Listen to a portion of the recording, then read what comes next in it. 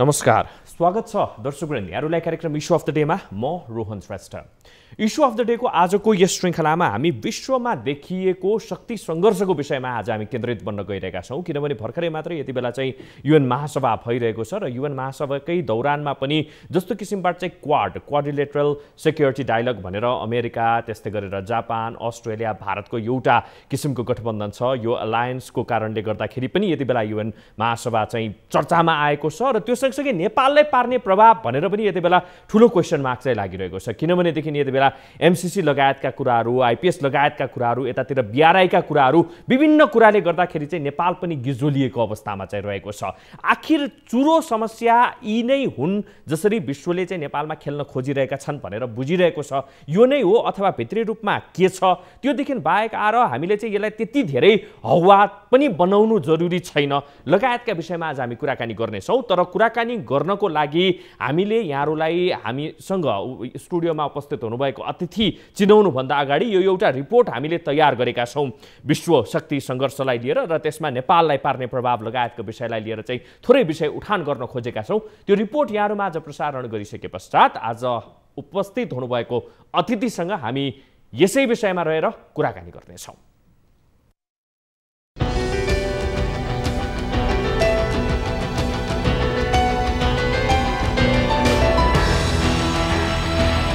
विश्वशक्ति बिस्तारै युरोप र अमेरिकाबाट एसियातर्फ फर्किँदैछ। कुनै समय शक्तिको केन्द्रमा रहेको युरोप अहिले कमजोर बन्न थालेको छ। दोस्रो विश्वयुद्धपछि शक्ति केन्द्र बनेको अमेरिका पनि बिस्तारै ओह्रालो लागेको छ। त्यसताका अर्को ध्रुवको नेतृत्व गरेको तत्कालीन सोभियत सङ्घ 1991 मा विघटन भएपछि विश्वमा एकल नेतृत्व गरेको अमेरिका पछिल्लो पटक अफगानिस्तानमा कमजोर बन्दा उसको शक्ति क्षयीकरण सुरु भएको आकलनहरू गर्न थालिएको छ। त्यसैले पनि सामरिक महत्त्व बोकेको हिन्द प्रशान्त क्षेत्रमा अमेरिकी वर्चस्व कायम गर्न उसले यस क्षेत्रमा अर्को शक्ति बन्ने होडमा उभिएको भारतलाई आफ्नो साझेदार बनाउँदैछ।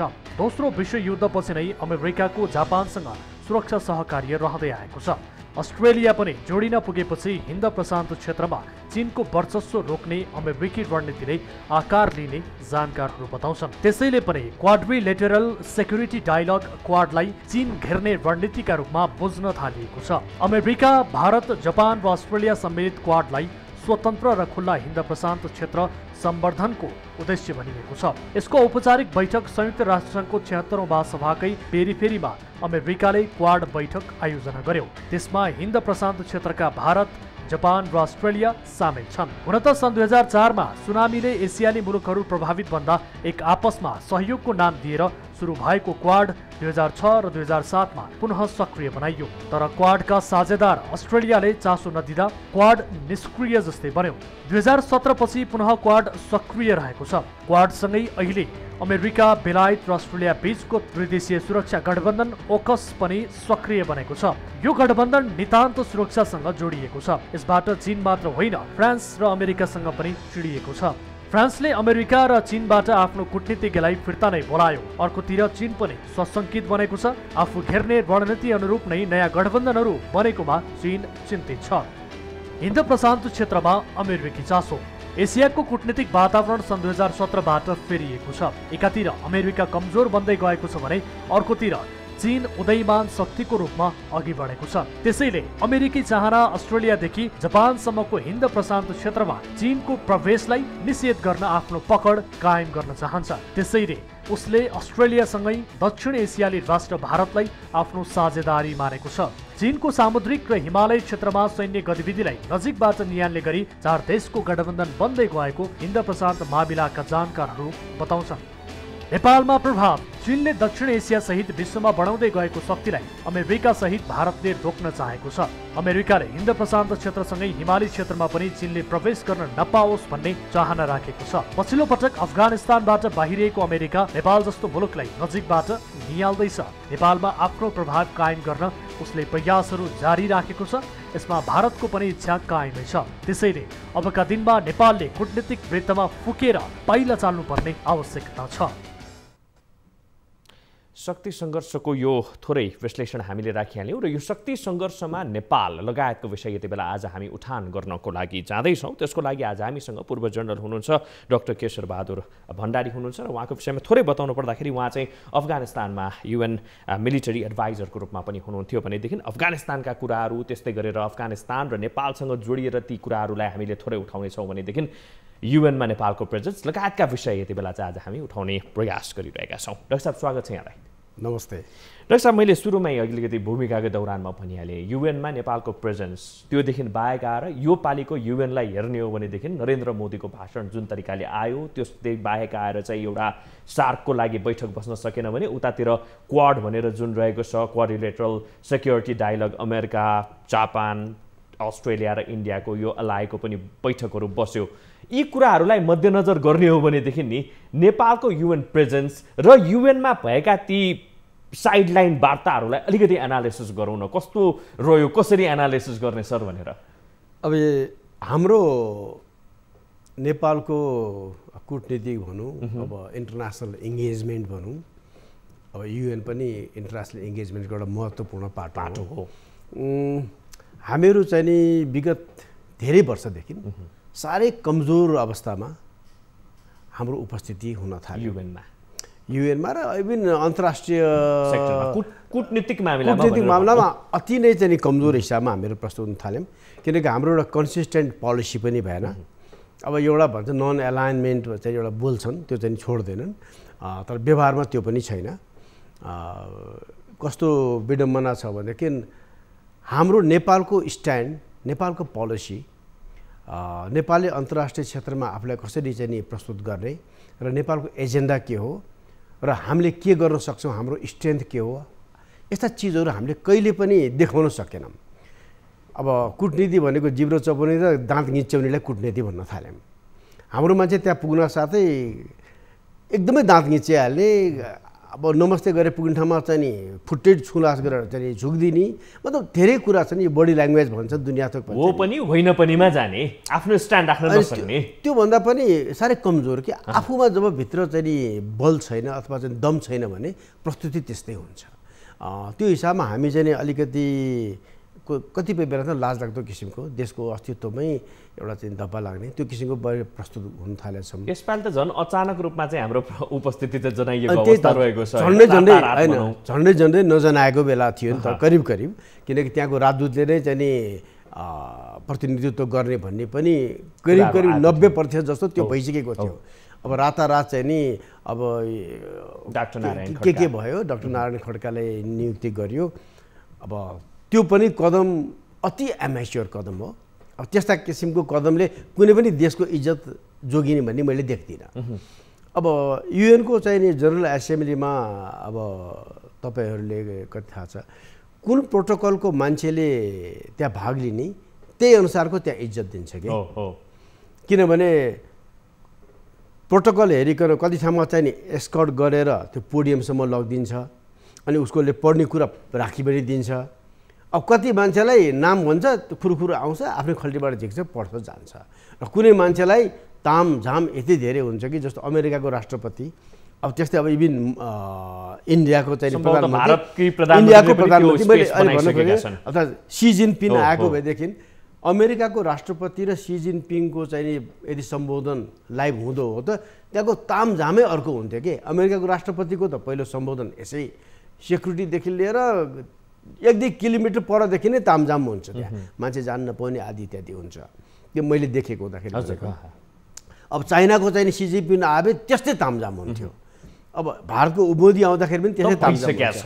अब यो यस्तो हुने ठाउँमा चाहिँ नि आफ्नो प्रतिनिधित्व सानो देशमा मतलब छैन नि, हामीले पनि एउटा चाहिँ प्रोटोकलमा चाहिँ नि अलिकति उच्च स्तरीय पठायो भने एटलिस्ट एस्कर्ट गरेर लगिदिन्छ, पढ्ने कुरा राखिदिन्छ, देखाउन पनि चाहियो। प्रधानमन्त्री लेभलबाट चाहिँ सम्बोधन हुनुपर्ने थियो। त्यो भइदिएको भएदेखि अलिकति इज्जत पनि फरक हुन्थ्यो। विगतमा अब पूर्व राजाहरुकै किनकि सहभागिता रहन्थ्यो, हाम्रो सहभागिताले पनि देखाउँछ गहनता भन्ने कुरा। अब हामी त आखिरी घडीसम्म चाहिँ नि राजदूतले प्रतिनिधित्व गर्ने भन्दै थियौँ, अचानक रातारात चाहिँ नि मन्त्री बनाइयो, शपथ ग्रहण पनि ठिक भयो बेठिक भयो के मुद्दा परिरहेको छ अरे। अब पठाइयो, अब भला पठाइयो ठिकै छ। अब तर चाहिँ नि यही हो कमजोरी भनेको हाम्रो कूटनीति र प्रतिनिधित्व। हामीले उठाउने विषय चाहिँ के छ युएनको त्यो पोडियमबाट? हैन, हामीले उठाउने विषय यस्तो हुन्छ नि, सबभन्दा पहिला हामी के हौँ भन्ने कुरा चिनाउनै पर्यो। पटक पटक चिनाइरहेछौँ नि। होइन, त्यो चिनेको छैन। हामीले त अहिले चिनाउनु छोडेर हामी को हौँ भने अस्तित्व विलीनतिर गएका छौँ। उदाहरणको लागि हामी अस्तित्वविहीनताको अर्थ चाहिँ कसरी खोज्ने नेपालको हकमा? अस्तित्व राख्न नसकेपछि विहीन आफै भइहाल्छ नि। मैले भन्न खोजेको हामी 1955 मा हामी युएनको चाहिँ नि मेम्बर भयो। अब मेम्बर भएको सिलसिलामा अब तपाईँहरूले ट्र्याक रेकर्ड हेर्नुभयो भने त्यो बेलाको नेपालको अन्तर्राष्ट्रिय सम्बन्ध कति गहन थियो। यो देशका चाहिँ नि विभिन्न देशको चाहिँ नि राष्ट्राध्यक्षहरू नेपालको भिजिट हुन्थ्यो। नेपालको चाहिँ नि राष्ट्राध्यक्ष अथवा चाहिँ प्रधानमन्त्री विदेशमा जाँदाखेरि त्यस्तै किसिमको सम्मान पाउँथे र त्यस्तै किसिमको रेसिप्रोसिटी हुन्थ्यो। भन्नुहोस् अब चीनसँग गर्दाखेरि अब हाम्रो अब बिपी कोइरालाको पालिदेखि कुरा गरौँ अथवा उहाँभन्दा अगाडिको माथिका प्रसाद कोइराला टङ्कप्रसाद आचार्यको कुरा गरौँ, अब त्यसपछि राजा महेन्द्रको भिजिटको कुरा गरौँ र उनीहरूबाट चाहिँ नि भएको रेसिप्रोसिटी कस्तो राम्रो थियो। अब इन्डियाको चाहिँ नि नेहरू या आउनुभएको त्यो बेलाको जुन एउटा औरा थियो नि, जुन देशको अस्तित्व थियो, जुन संसारमा देश प्रोजेक्सन हुन्थ्यो। अब राजाको चाहिँ नि बिहाको बेला संसारको सबै मुख्य चाहिँ नि राष्ट्राध्यक्ष अथवा चाहिँ सरकार प्रमुखहरू आथे हैन। त्यो जुन तामझाम भनेको देशको अस्तित्वलाई मान्छेले पहिचान गरे। यो अस्तित्व नामेट गर्ने सिलसिला कहाँबाट सुरु भयो? यसको नामेट गर्ने सिलसिला मलाई सोध्नुहुन्छ भने 46 सालपछि सुरु भयो।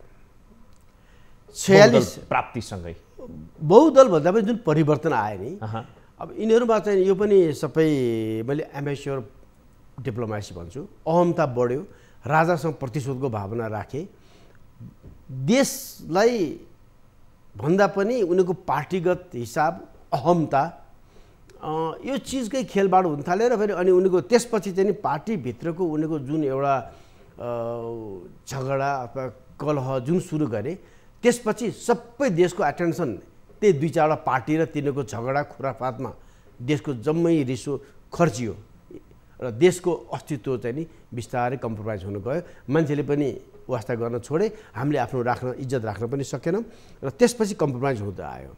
अब तपाईँले भन्नुहोस् त एउटा उदाहरण, नेपालमा आज प्रतिनिधित्व गर्ने भन्ने विषय आखिरी घडीसम्म ठेगान छैन। राजदूतले गर्ने कि कसले गर्ने, प्रधानमन्त्रीले गर्ने त कुरै छोड्यो। यही नेपाल अहिले भारत युनाइटेड नेसनको टेम्पोररी सेक्युरिटी काउन्सिलको मेम्बर छ। कत्रो चाहिँ नि जोड जुलुम गरेर बल्ल भएको छ हैन।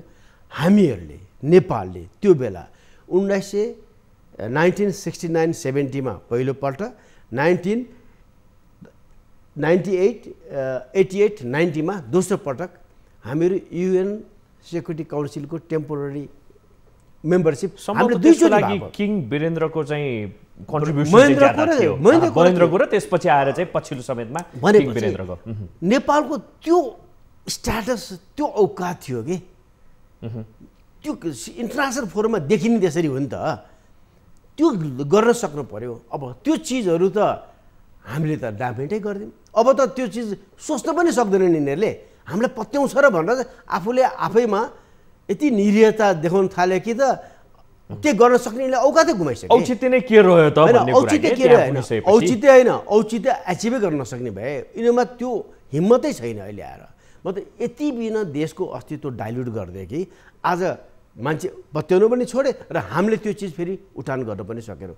एकदमै विडम्बनाको कुरा हो। सम्भवतः त्यही कमजोर कूटनीतिको कारणले गर्दाखेरि आज विभिन्न किसिमका चाहिँ आरोप प्रत्यारोप अथवा चाहिँ विभिन्न किसिमका चाहिँ शङ्का उपशङ्का नेपाली भूमिमा चाहिँ जन्मेको अवस्था रहेको छ। चाहे त्यो चाइनाको आँखाबाट होस् अथवा भारतको आँखाबाट होस् अथवा चाहिँ तपाईँको अमेरिकाको आँखाबाट नै किन होस्, युरोपियन युनियन आफ्नो ठाउँमा छ। पछिल्लो मैले चाहिँ युएनमा नै अलिकति जोड्दाखेरि पनि सुरुमा पनि भनेको थिएँ, भारतीय प्रधानमन्त्री नरेन्द्र मोदीको स्पिच र त्यहाँ एउटा चाहिँ क्वाडको बैठक लगायतका विषयहरूलाई समावेश गर्ने हो भनेदेखि नेपाल कतिको जोखिमयुक्त बन्दैछ अथवा त्यो चाहिँ हाम्रो एकदमै ठुलो किसिमको चाहिँ शङ्का मात्रै हो, यसलाई चाहिँ कसरी चाहिँ हेर्न सकिएला सर? होइन, नेपालमा जोखिमका सङ्केतहरू देखिन्छन् टड्कारै, तर नेपाल जोखिममा परिसकेको छैन। अब यो त म्यानेज गर्ने जिम्मा हाम्रो हो। म्यानेज गर्ने जिम्मा हो भने अब क्वाड भनेपछि अब अहिले त्योभन्दा पनि AUKUS भन्ने आएको छ, AUKUS भन्ने आएको छ, त्यो जुन त्यो चाहिँ नि अमेरिका, बेलायत र चाहिँ नि अस्ट्रेलियाको विषयको भएको छ, जुन सबमेरिनको खास गरिकन अन्डर वाटर स्ट्रेन्थ, मिलिट्री स्ट्रेन्थको लागि आएको चिज भयो। अब क्वाड भन्ने त्योभन्दा अगाडि आएको छ होइन, अब चाइना, जापान, अस्ट्रेलियाको लागि सुनामी होइन, त्यो भन्ने त एउटा कुरा। तर यो दुवै इनिसिएटिभ भनौँ न, अब यो क्वाड बा AUKUS किन नहोस्, यिनीहरूको मुख्य लक्ष्य चाहिँ नि चाइना हो कि, यो मुख्य लक्ष्य नै चाइना हो।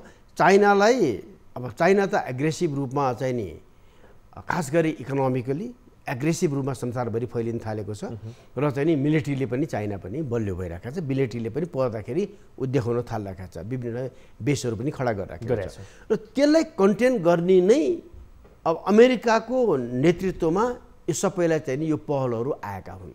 उद्देश्य चाइनालाई कन्टेन गर्ने, चाइनाको प्रभावलाई चाहिँ नि एसिया पेसिफिक र चाहिँ नि मिल्छ भने संसारभरि नै त्यसलाई चाहिँ नि सीमित गर्नेमा यो दुईटाको मुख्य भित्री कुरा यो हो।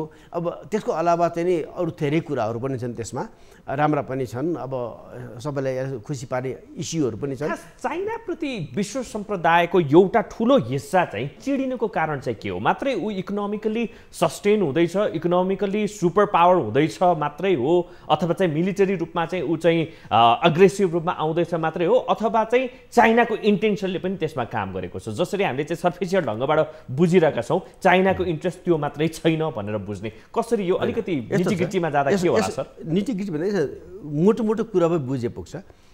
एक नम्बर कुरा त चाहिँ नि अमेरिका र चाइना चाहिँ नि आइडियोलोजिकली पोल एपार्ट होइन, पोल एपार्ट छ नि। एउटा चाहिँ नि डेमोक्रेसी, एउटा चाहिँ नि कम्युनिस्ट भने यो पोल एपार्ट, यो दुई ध्रुवीय चिजहरू भयो कि यिनीहरू। त्यसले चाहिँ नि त्यो कुनै पनि हालत मिलेन नि, त्यो यो कोइनको अपोजिट साइड जस्तै भयो। तर संसारलाई कोइन मान्यो भने both side of the coin पनि भयो।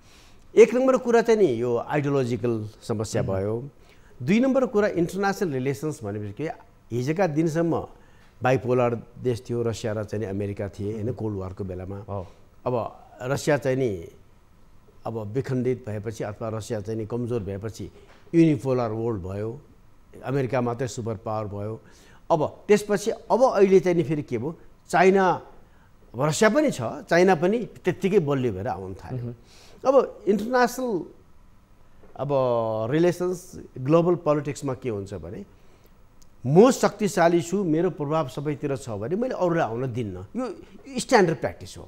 यो कसैले चाहिँ नि यो थ्योरी के गर्नु पर्दैन। यो म आज नेपाल, पहिला हामी आन्तरिक हिसाबमा एकदम बलियो भयौँ भने र हामी यति भएर बस्दैनौँ, हामीले त्यसपछि हामी पहिला चाहिँ के गर्छौँ, छिमेकीतिर आफ्नो प्रभाव बढाउँछौँ। एकदमै छिमेकीबाट पनि अझ बलियो भयो भने हामी त्योभन्दा बाहिर जान्छौँ, त्योभन्दा बलियो भने संसारमा जान्छौँ। त्यही कारण यही हिसाबमा चाहिँ नि यो चाहिँ नि इन्टरनेसनल रिलेसन्सको डाइनामिक्स नै यही हो। र अमेरिका अथवा युरोपियन युनियन अथवा यो सुपर पावरहरूले चाहिँ जुन एउटा चाहिँ नि संसारभरि एउटा आफ्नो प्रभाव जमाएको थिए, अब चाइनाले त्यो प्रभावलाई निस्तेज पार्न थाल्यो। त्यसले गर्दाखेरि सबैजना एक, त्यसमा पनि अमेरिकाको मुख्य नेतृत्वमा सबैजनालाई चाहिँ नि एउटा अलाइ भएर, अमेरिकन एन्ड युएस अलाइ भन्छ नि, यिनीहरू मिलेर चाइनालाई कन्टेन गर्न खोजेको।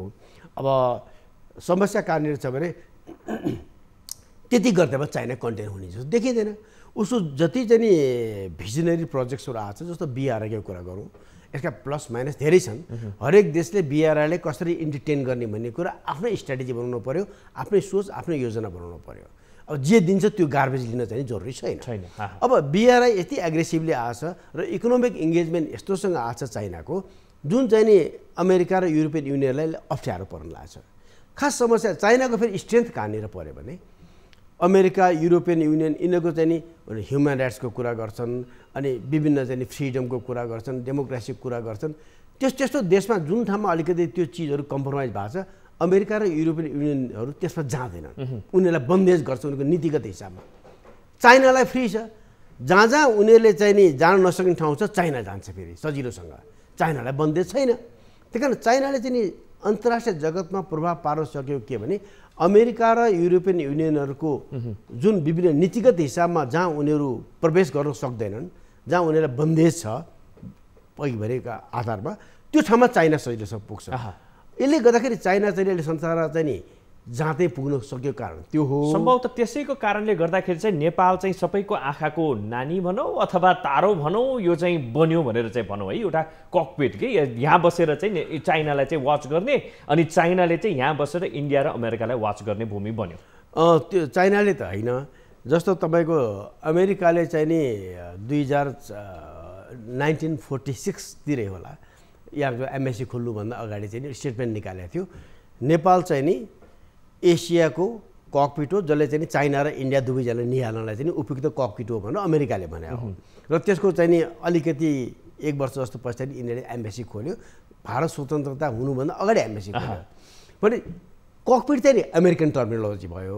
त्यो ककपिट कसको लागि भनेदेखि चाइना र इन्डिया दुईटैको लागि। यो कुरा इन्डियाले नबुझेको हो होइन, इन्डियाले किन नबुझ्नु? किनभने इन्डिया त टोटली ब्लाइन्ड सपोर्टरको रूपमा चाहिँ यति बेला अमेरिकासँग चाहिँ देखिएको अवस्था रहेछ। नेपाल मामिलामा पनि लगभग दुईटैको बोली एउटै रहन्छ भनेपछि यहाँ बसेर चाहिँ अमेरिकाले दुवैतिर चाहिँ उत्तिकै रूपमा चाहिँ वाच गर्छ है। भोलि गएर थ्रेट त चाइनालाई मात्रै होइन इन्डियालाई पनि त हुन्छ नि भन्ने कुरा चाहिँ नबुझ्या हो कि होइन? नबुझ्या पटक हेर, इन्डियाको हेर्नुहोस् हरेक देशको आफ्नो इन्ट्रेस्ट हुन्छ कि। अब इन्ट्रेस्ट भनेको चिज बदलिरहन्छ, फेरि इन्ट्रेस्ट भनेको चाहिँ पर्मानेन्ट हुँदैन, खालि नेबर्सहरू मात्रै पर्मानेन्ट हो, इन्ट्रेस्ट भनेको पर्मानेन्ट हुँदैन, चेन्ज भइरहन्छ। हिजो इन्डिया रसियासँग एकदमै नजिक थियो होइन, यति नजिक थियो कि अहिले पनि रसियासँग अत्यधिक मिलिट्री सम्बन्ध रसियासँगै छ भनेपछि अब अमेरिकासँग अहिले बढ्न थाल्यो के भने अहिले चाहिँ नि चाइनालाई कन्टेन गर्ने इन्डियाको सबभन्दा थ्रेट भनेको चाइना मानेको छ उनीहरूले देखेको हिसाबमा, तर त्यो वास्तवमा होइन। फेरि त्यो पुरा भयो भने सल्लाह गरौँला। त्यो भनेपछि चाइनाको विरोध अथवा एगेन्स्टमा जानको, चाइनालाई कन्टेन गर्नको लागि इन्डिया चाहिँ अहिले अमेरिकासँग साथ दिएको मात्रै हो, तर अमेरिकाको बुई चढेर इन्डिया कहिले पनि कहीँ पनि पुग्दैन। फेरि त्यो पक्का डिप्लोमेटिक रूपमा हेर्ने भने यो चल्दै गर्छ, यो गेम चल्दै गर्छ। डाक्टर साहब यस विषयमा फेरि पनि कुराकानी गर्नेछौँ, तपाईँसँग अफगानिस्तानको विषयमा पनि कुराकानी गर्न बाँकी नै छन्, तर एकैछिनको ब्रेकपछि हामी हाम्रो कुराकानीलाई फेरि अगाडि बढाउनेछौँ। लाइफबोय हात धुने समयका साथमा लाइफबोय।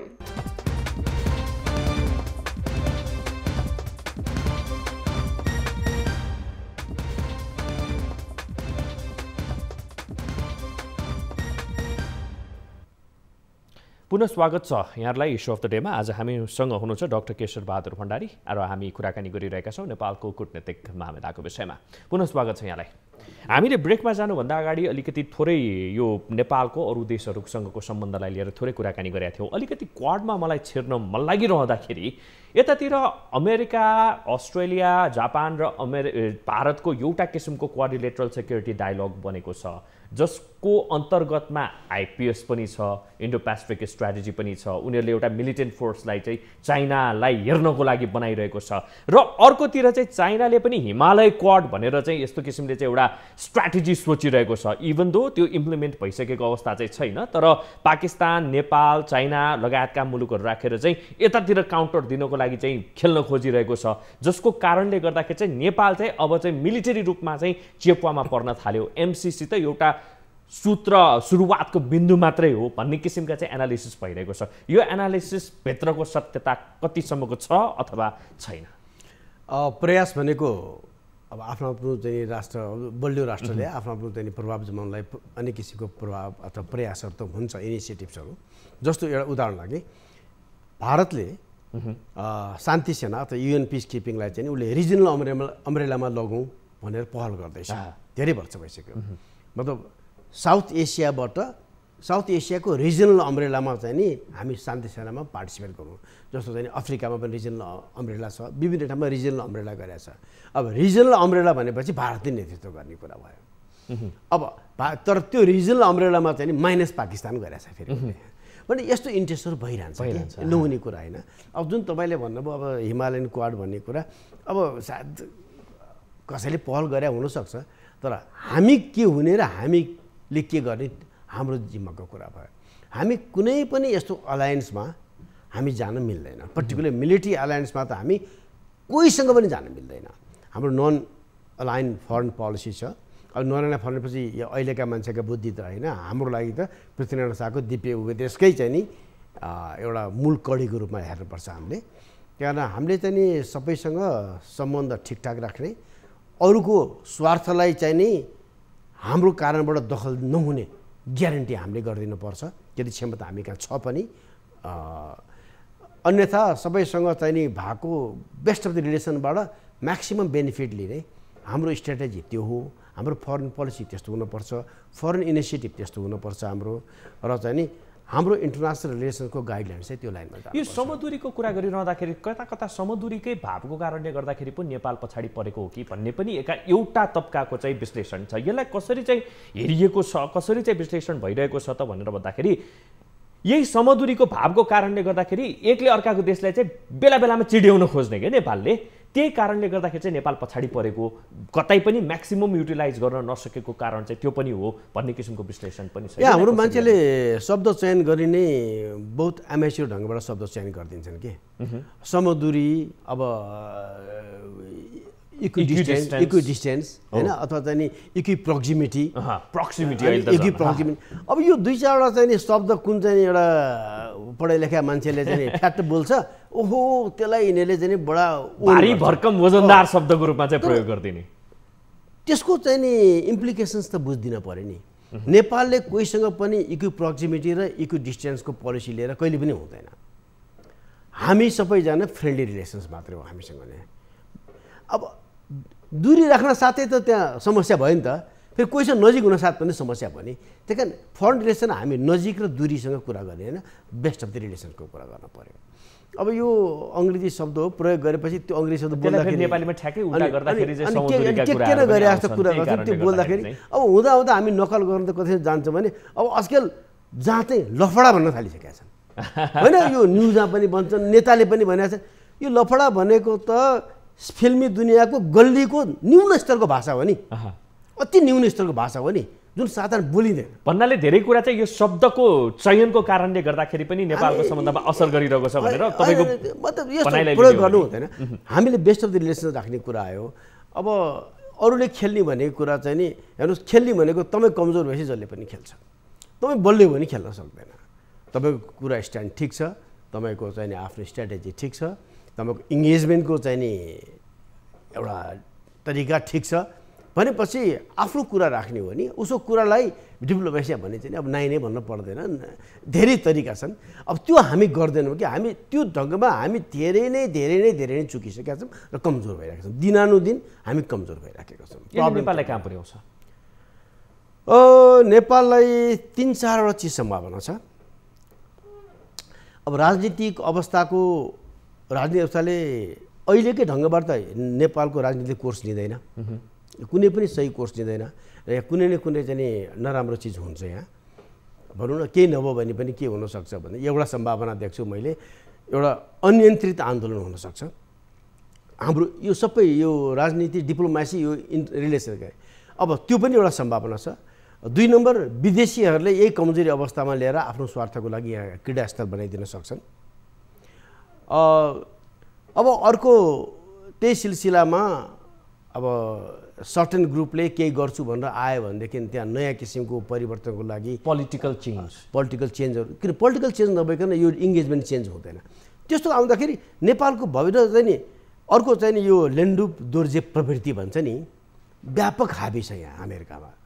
हामीहरू यति प्रभावी भएको छौँ कि हामी कसै न कसैको साइड लिन्छौँ र त्यसको भाषा बोल्छौँ। नेपालीको भाषा बोल्न छोड्यौँ हामीले, नेपालको भाषा बोल्नु पऱ्यो। त्यो नबोल्दाखेरि के छ भनेदेखि अब अमेरिकन साइडमा छ नि अमेरिकनको वकालत गर्ने, चाइनाको साइडमा चाइनाको वकालत गर्ने पर्ने, मान्छे प्रश्न चिनिने भइसक्यो। अब त लुकाउन पनि छोडिसके र अनि 4-5 दिन चाहिँ नि कहीँ विदेशमा लगेर चाहिँ नि यसो ठुलो होटलमा राखेर राम्रो खानिदिएर चाहिँ नि $800 खल्टीमा पनि हालिदियो भनेदेखि ढुङ्गामा लेखा लिपि जस्तो त्यही जे सिकाएको छ त्यही बोल्न थाल्छन्। र यो किसिमको लेभलको बौद्धिक वर्ग, राजनीति वर्ग र चाहिँ आम अरू मान्छेहरू पनि छन्। किन यस्तो हुन्जेलसम्म देशलाई सही यो हो भनिदिने चाहिँ नि नेतृत्व र चाहिँ नीति भएन देशमा। जुन राष्ट्रिय सुरक्षा नीति भनौँ अथवा चाहिँ राष्ट्रिय मूल नीति भनौँ, यो चिजको अभावमा यस्ता चिज भएको अनियन्त्रित भयो कि यो सबैलाई पनि नियन्त्रित गर्ने त एउटा कहीँ नीति चाहियो नि। त्यही कारण यो राष्ट्रिय मूल नीति, राष्ट्रिय सुरक्षा नीति नभएको कारणबाट यस्ता चिज यो फ्री फर अल भएको हो। र त्यो अवस्था आउँदाखेरि यो लेन्डुप दोर्जे प्रवृत्तिवालाले देशलाई पनि विलय गरिदिन बेर छैन, खतराको मैले सङ्केत गरेको। र यस्तो बेला आउन थालेपछि यहाँ कुनै नसोचेको चाहिँ घटना पनि हुनसक्छ। तर देश के हुन्छ त्यो चाहिँ थाहा हुँदैन। समाधान भनेको सिम्पल, अबको यो राजनीतिक व्यवस्थामा आमूल परिवर्तन आउनै पर्छ। राजनीतिक पार्टीभित्रकै नयाँ जेनेरेसन भन्ने जुन छन् नि सबै पार्टीका, यदि यिनीहरूले चाहिँ नि यो एकचोटि अठोट गरेर देशलाई निकास दिउँ, केही वर्ष निकास दिउँ, त्यसपछि राजनीति गरौँला, आफ्नो पार्टीगत राजनीति गरौँला भनेर यदि सजिलो परिवर्तन भनेको नयाँ पुस्ता हो अथवा चाहिँ कुनै एउटा विगतका भुलेका शासकलाई फेरि पनि ल्याएर राख्ने? मैले त्यो भनेको अब शासकले तपाईँले राजाको इङ्गित गर्नु, अब राजाले रुल गरेर नेपालमा हुँदैन। राजाको बेस्ट पोजिसन भनेको चाहिँ नि एउटा चाहिँ नि संवैधानिक सेरोमोनियल हेड अफ स्टेट भएर बसेदेखि त्यति भए पुग्छ। अरू के उहाँको भूमिका त्योभन्दा बढी हुन सक्दैन। एकदमै। अब अरूहरूले चाहिँ नि नयाँ पुस्ता नयाँ सोचको साथ देशलाई यो गर्छु भने सीमित एजेन्डा लिएर, धेरै एजेन्डा लिएर आएर यदि यिनीहरू आउन सक्छन् भने पनि राम्रो छ, देशले कोर्स पाउँछ। अथवा नयाँ कुराहरू आइरहेका छन्, विभिन्न मान्छेको एउटै एजेन्डा लिएर धेरै मान्छे चाहिँ ग्रुप अभियन्ता छन्, यिनीहरू पनि मिल्न सक्यो भने यिनीहरूले पनि कोर्स दिन सक्छ। त्यो अभियन्ताहरू पनि एउटा कोर्स चाहिँ हुन सक्छ।